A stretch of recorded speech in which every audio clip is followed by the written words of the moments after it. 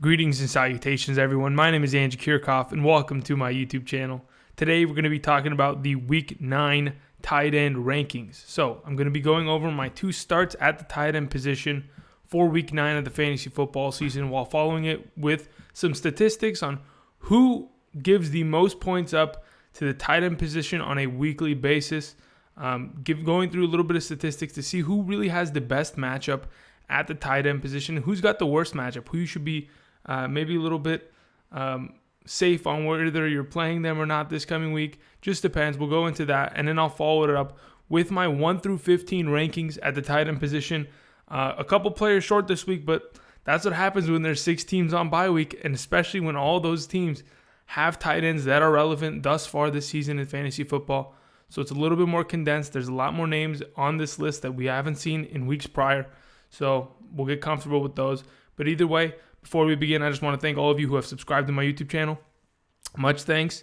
And we're almost at 4K subs. So if you haven't already, go down, click the subscribe button. And for those of you who are, I don't know, where was I going with that? I don't even know. It doesn't matter.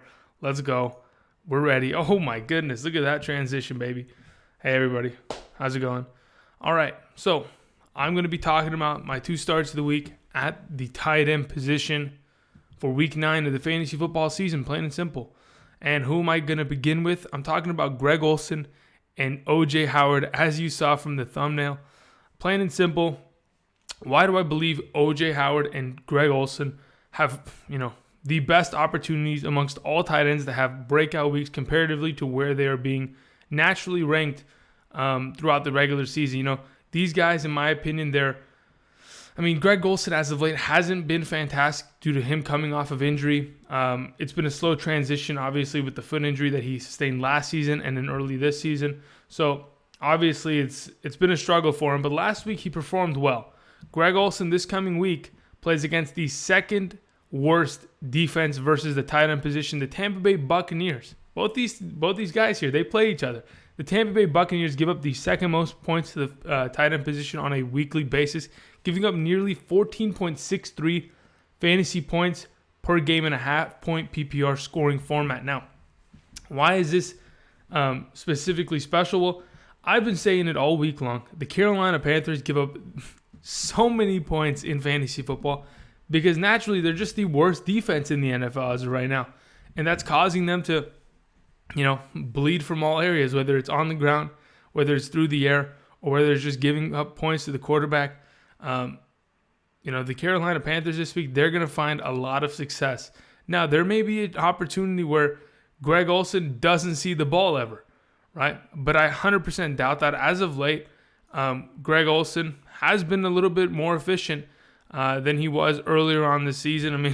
What did he do earlier on the season? But as of late, he scored a touchdown each of the last 2 weeks comparatively to, catching 4 balls for 40 yards.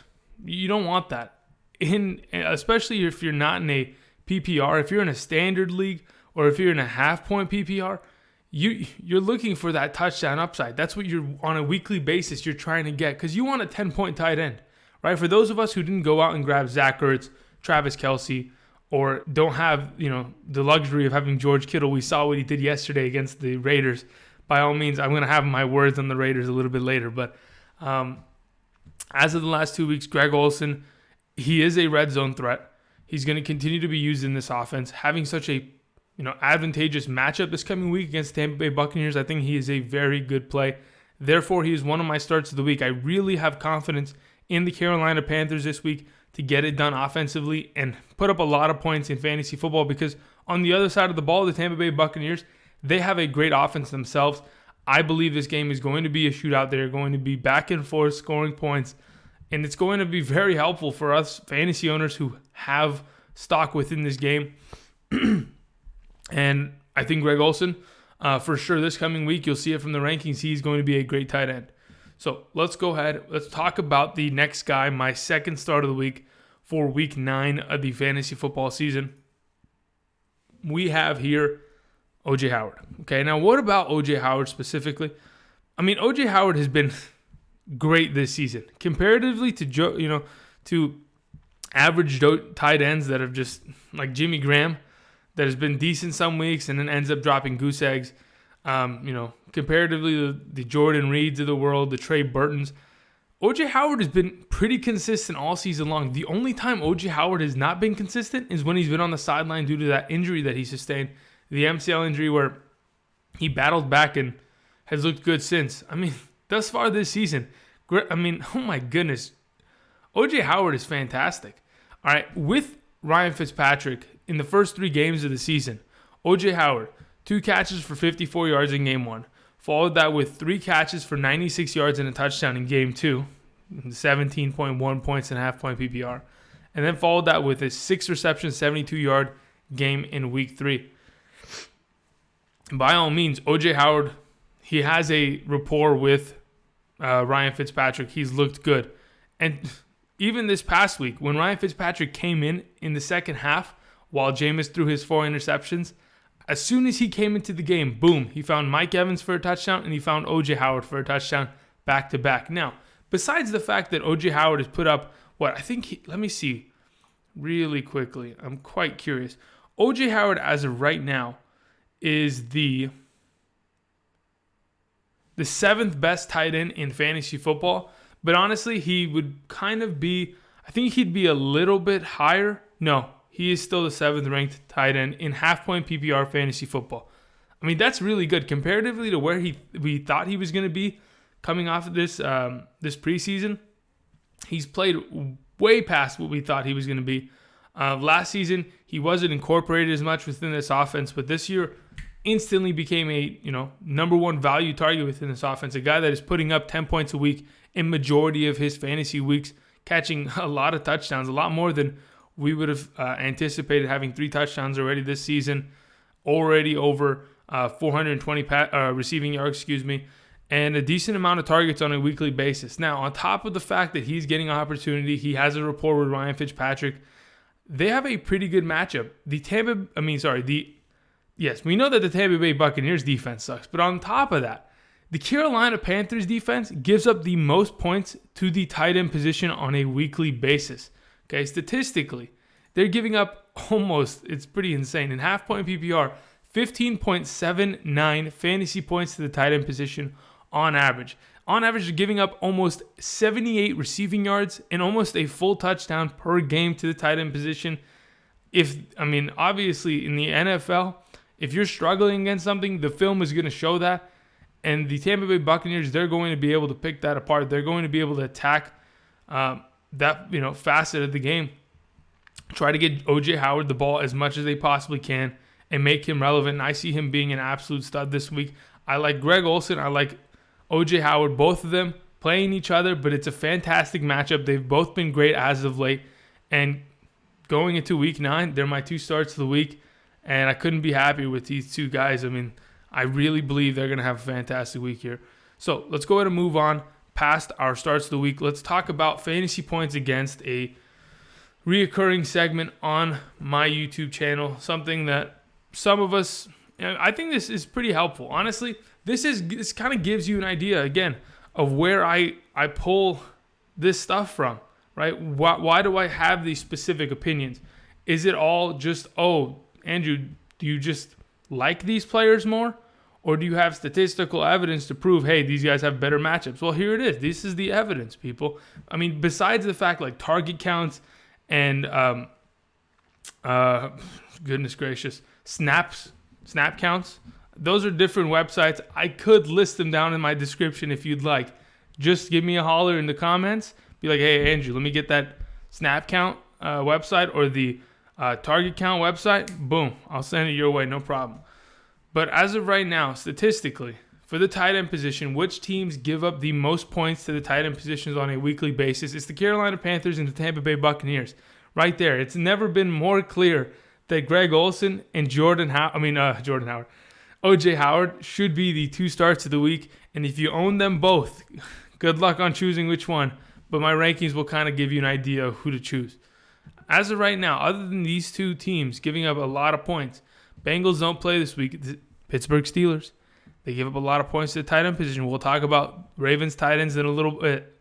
I know they have 4 of them, but there's one specifically that they drafted in the first round this past draft in 2018. Kansas City Chiefs give up a lot of points. I understand Hayden Njoku may have dropped a goose egg for us this past week, but I don't know if we can, throw the baby out with the bathwater. I understand many of us are a little bit upset, but they've gotten rid of that old regime, that offensive coordinator, that head coach. They're gone. David Njoku, turn the page. It's a new week, guys. The Patriots, they're not great against the tight end. What does that do to Jimmy Graham? Stuff like that. But teams that are specifically strong against the tight end position, I mean, which one of these teams? Okay, looking at the bottom of our screen, right?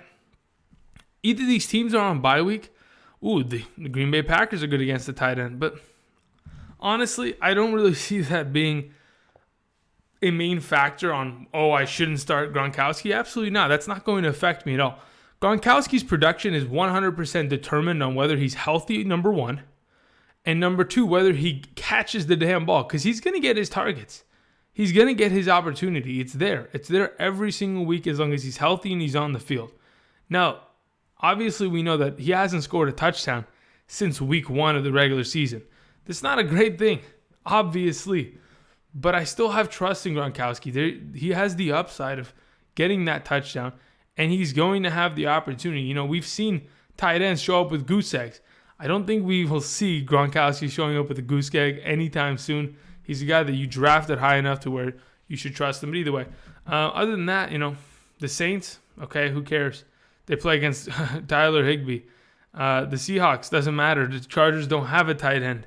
The Titans, okay, great. Jeff Swaim is going to be useless. All right, no big deal. Doesn't really hurt us. But that's pretty much it. You guys can check this out. I always have these here for you guys, just in case you want to compare and contrast if you don't have these statistics for yourself. So here it is. Otherwise, we're going to move on to the rankings. This is a shorter video. I mean, I'm only talking about a few guys. Hopefully, I won't rant about these guys in the next couple minutes to where this video becomes a 40-minute long one, but there's always a chance of that. I mean, as long as I'm fired up about fantasy football, which I always am, there will be a chance of that actually happening. Anyway, let's go ahead and talk about the Week 9 tight end rankings for fantasy football. Specifically, all right, number 1, we have Travis Kelce. Oh, man. Okay, well, it's pretty simple. I can't not have Travis Kelce up here. If Zach Ertz wasn't on a bye week, Zach Ertz probably would have the number 1 spot. But that's a different story, right? As of right now, Travis Kelce, who's been my number 1 tight end week in and week out. I mean, what can I say about this guy? He's a fantastic tight end. Points scored this season. I mean, he already had 640 receiving yards, 4 receiving touchdowns on 70 targets, 44 receptions. As of the last 2 weeks, 5 receptions, 95 yards, 6 receptions, 79 yards, and a touchdown. This dude is a part of the best offense in the NFL right now. When you're attached in any sort of way to Patrick Mahomes, you're going to score points, whether you're Tyreek Hill, Kareem Hunt, Travis Kelce, or maybe even Sammy Watkins. You are always going to be fantasy relevant or have opportunity for relevancy. This coming week, Travis Kelce has a decent matchup. I'm not worried about it, even though it's in Cleveland. I think Travis Kelce is matchup proof, and he should start every week. He's my number 1 specifically this week. Number 2, Rob Gronkowski, as I mentioned a little bit before. Rob Gronkowski, he's going to have to play. He's healthy. There's no question mark on him unless he's seriously just randomly right now has gotten the questionable tag. If he has, we've got to worry about some stuff. But as of right now, I have the utmost confidence in Rob Gronkowski to have himself a good week. This is going to be a very telling game. The New England Patriots have won 5 games in a row, while the Packers on the other side are, 3-3-1, struggling to find victories in a very difficult NFC. As of right now, the way I see it, it's going to have to be a shootout, and the Packers have to set the pace.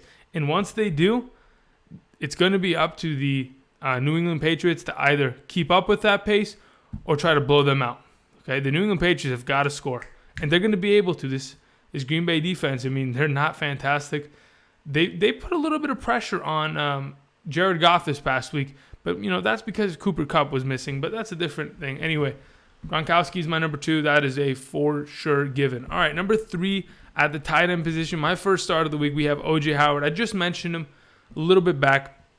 He has the best matchup as of points given to the tight end position. The Carolina Panthers are the worst team giving up points to the tight end position. Nearly 16 fantasy points and half-point PPR per week to the tight end position.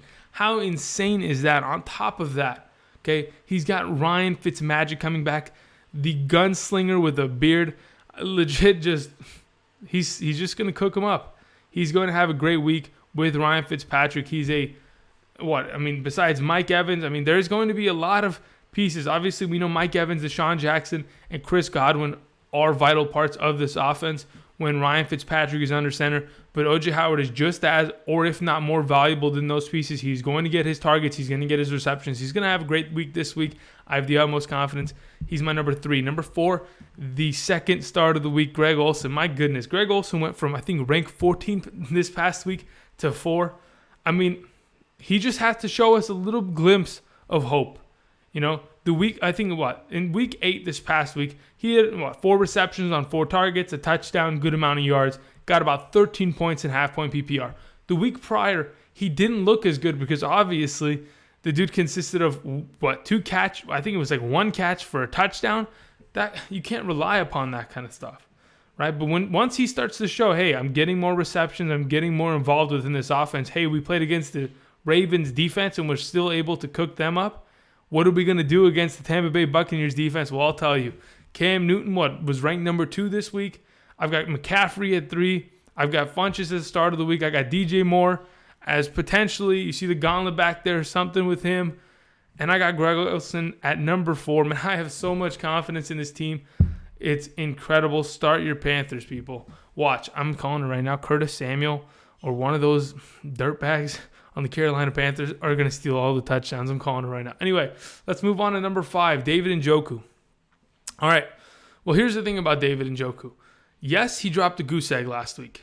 Is that enough to make me afraid of starting him? Absolutely not. He is a top tight end.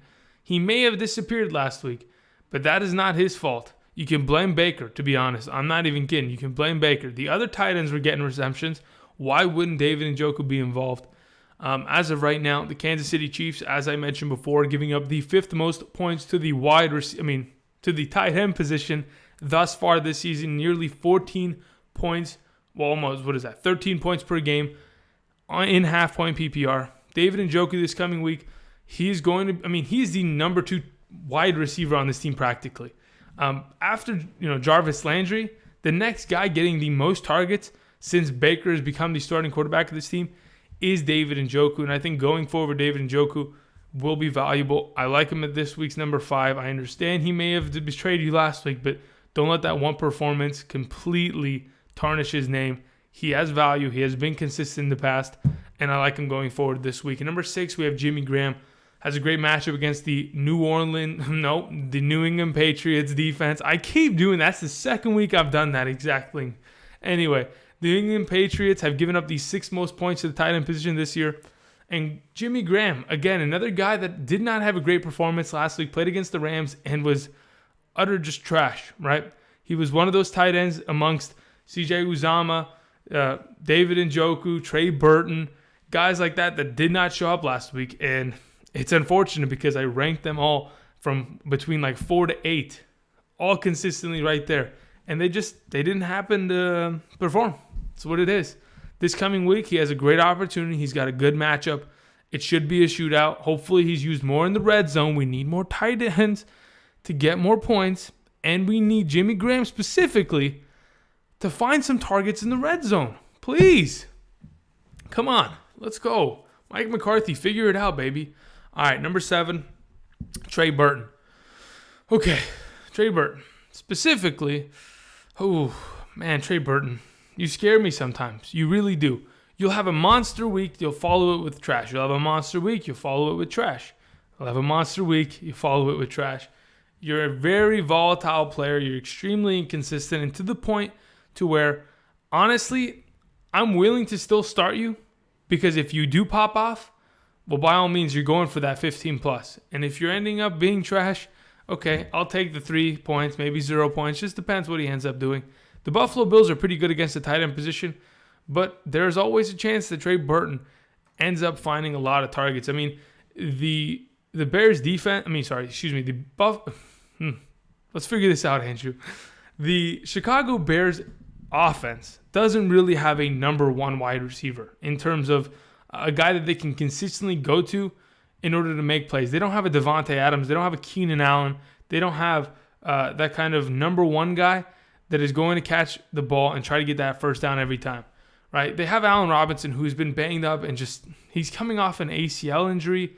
It's nothing pretty, right? He hasn't been great. They have Taylor Gabriel, who's just a deep threat. Other than that, and sometimes out of the slot, like can I really trust in Taylor Gabriel? As of late, I haven't been able to. As I mentioned, Trey Burton, he's very inconsistent. But when he's on fire. Other than those guys, their number one wide receiver is probably Tariq Cohen. So as we, progress, as we continue, as of right now, I'm just a little worried about the Bears. With that worry comes a little bit of confidence at the tight end position. I think the Bears will be able to lock down the outsides. They're going to give Mitchell Trubisky some trouble, but I think Trey Burton's going to be able to figure some stuff out. He'll be able to find himself some fantasy value. He's my number 7 this week. Number 8, we have Austin Hooper playing against himself, a very difficult matchup per se, playing against the Washington Redskins defense, who've been great. As of late, the Washington Redskins, I was surprised to see it. They're 5-2, guys. I don't understand this. Since when did the Washington Redskins win 5 games this season with no wide receivers on the roster? They have, honestly, comparatively, the Cowboys and the Redskins have a worse wide receiver core. I would much rather have the Dallas wide receiver core, even without Amari Cooper, than that wide receiver core of the Redskins. I'm sorry, but I'm not kidding. It's bare bones over there, and they're still managing to find wins on the back of Mr. Adrian Peterson. I saw somebody's comments. He's like, in my comment section this morning before I left for work, it said, I was scrolling down and I looked at it, and he said, I think I know the secret behind Adrian Peterson's success. And he went ... He's on PEDs. He's on performance enhancing drugs. I was dead laughing. Oh my goodness. It's possible. They got to track test the dude. You got to make sure.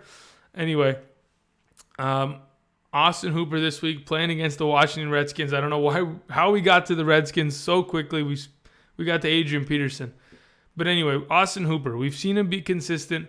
They had a bye week this past week. Here's the thing about Austin Hooper. He is becoming more and more of a vital part of this offense. He continues to get targets. He's continuing to get receptions. He's a guy where I can trust him on a weekly basis, especially with so many tight ends out this week. Austin Hooper's been the 9th best tight end in half-point PPR fantasy this year. As of late, has been good. Hopefully, he can turn around. The last performance he had against the New York Giants wasn't great. It was because of the lack of targets that he had honestly gotten. The Falcons aren't a good running team. Without Devontae Freeman, they can't move the ball. Tevin Coleman and Ito Smith aren't going to be able to do anything. They're going to have to pass the ball. And I think Austin Hooper's going to have a good opportunity this week. He's my number 9 this week. Number 8. Number 9, on the other hand, he is on the Washington Redskins, and I think he's questionable this week with an injury. I will keep you updated on that. Maybe you should keep yourself updated. But as of right now, I have some confidence in Jordan Reed. His targets are going up on a weekly basis. That is a good thing. But will he be able to transition that into maybe a touchdown? He hasn't scored a touchdown since week 1. That is a very, very telling thing. Majority of the time, it's because of the fact that, honestly, he is the number 1 wide receiver out there. Coverage-wise, they're not really putting double coverage on guys like Josh Doxson or Paul Richardson. It's mainly going to be covering Jordan Reed and making sure he's having a tough time and then stopping the run. As of late, the last couple weeks, 9 targets, 4 targets, 12 targets, good amount of receptions on a weekly basis. I think as of right now, Jordan Reed can be trusted into this good matchup against the Falcons, but it all depends on whether Alex Smith can find him and find the end zone. That's really going to be contingent because we look for the upside of the touchdown, and Jordan Reed's lack of touchdowns, yes, it's like Gronk. He hasn't scored since week 1, but I don't think that Jordan Reed is going to get as much of an opportunity. I hope he does, but that's why I have him at number 9. Anyway, number 10, we have Vance McDonald playing against the Ravens defense. It's a tough matchup. I understand that. But as of right now, comparatively to the guys below him, I have a little bit more trust in Steelers tight ends. I'm just worried that Jesse James ends up stealing a touchdown. I'm just a little worried. But here's the thing about Vance McDonald. Something you should know as a Vance McDonald owner. I'm telling you, as the season progresses, I always mention it when I talk about Juju Smith specifically. As soon as the Steelers offense starts to go, they have three options. They have feed the ball to Antonio Brown, feed the ball to the running back, and or as soon as those two things have been done, it's Juju right after. So what's the fourth option? The fourth option is Ben Roethlisberger taking sacks and running the ball. Then after that, it's going to be Vance McDonald or Jesse James. Now, whether it's one or the other, I'm not sure how it's going to turn out. Vance McDonald, as of this season, we know he's dealt with injury. We know he hasn't been fully healthy, but it hasn't been enough to where, we can't completely trust him. We have to drop him. This past week, 3 receptions, 47 yards. The week prior, 7 receptions, 78 yards. He's played well, especially in PPR leagues. That's where you want him. Because, again, this is another guy that's only caught 1 touchdown this season. And it was on that 75-yard stiff arm Monday Night Football. Chris Conte out for the season. You know the game I'm talking about. You can understand what I'm describing. But either way, this coming week, I think he has a decent opportunity. But there are other options. Just putting it out there. There are other options. Number 11, we have Ed Dickson. Speaking of other options, coming off of IR this past week, tight end. He used to play for the Panthers. So if you don't know about Ed Dickson, last season when Greg Olsen was out for the season, Ed Dickson was the fill-in tight end who had a pretty good season. Ended up getting himself a job for the Seattle Seahawks after the departure of Jimmy Graham. So Ed Dickson is a guy that you shouldn't be sleeping on, guys. I've picked him up in my leagues. I honestly do not trust the tight end position so much that I'm willing to go and pick up guys like Ed Dickson because rest of the season, obviously he's not better than like Jack Doyle rest of the season, but as of right now, I still trust him because I trust the offense of the Seattle Seahawks to use the tight end position. We've seen them use it all season long with Will Disley and Nick Vannett, and as of right now, Ed Dickson this coming week, I like the matchup against the LA Chargers, and I think he could find himself some success within this offense. So let's move to the next guy, number 12, the last guy within the tight end ones, per se. Tight end ones, if you play in a 12-team league. It's Kyle Rudolph. He's going to sit around this range rest of the season. He is. It's unfortunate. But Kyle Rudolph, he finds, I don't know. Like, let's think about this, right? Other than, feeding the ball to Stephon Diggs or Adam Thielen, where are they supposed to move the ball? They're going to give it to Latavius Murray.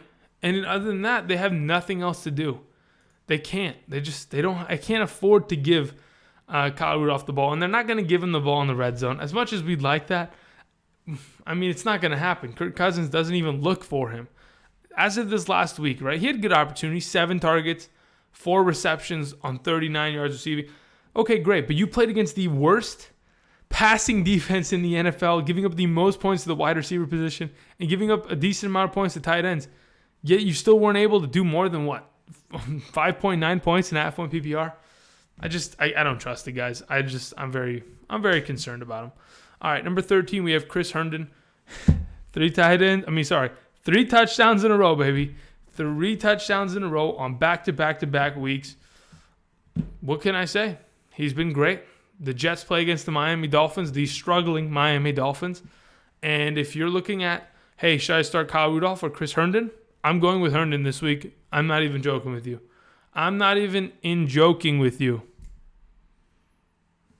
Hey, anyway. So that's basically that. Let's go ahead and move on to Hayden Hurst, a guy that I have not mentioned. But the Ravens have a good matchup. The Pittsburgh Steelers give their fair amount of points to the wide receiver position and to the tight end position. The Steelers' pass defense, they're not fantastic. That is their biggest weakness as of right now.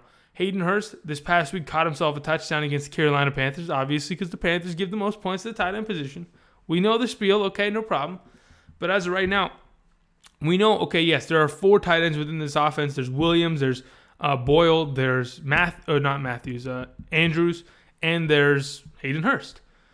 Hayden Hurst was drafted in the first round out of South Carolina for a reason. He's a great blocking tight end on top of the fact that he can catch the ball in open space. He's going to be able to be used as a number 1 tight end within this offense. We know that Joe Flacco loves to use the tight end position. This offense loves to use the tight end position, especially when they want to run the ball.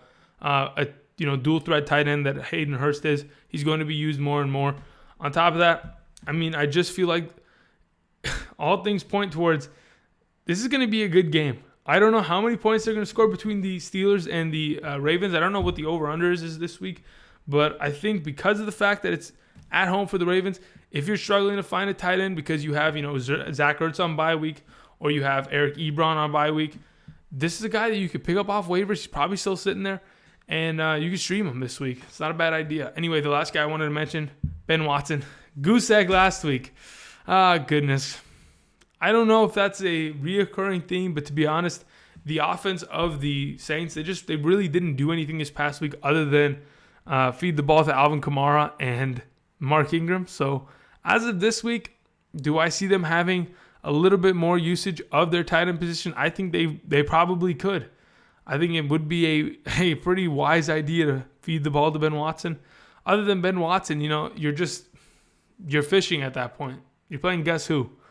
And you're just hoping that you get a good tight end or a good enough tight end to make your week. That's pretty much it. Those are my rankings for week 9 at the tight end position in fantasy football. I want to thank everybody for watching. If you haven't already, please like this video. Go down, subscribe to my YouTube channel for more content, and expect you see that thing back there? Yeah, the gauntlet. Yeah, expect the gauntlet video soon. Anyway, thanks guys. See you.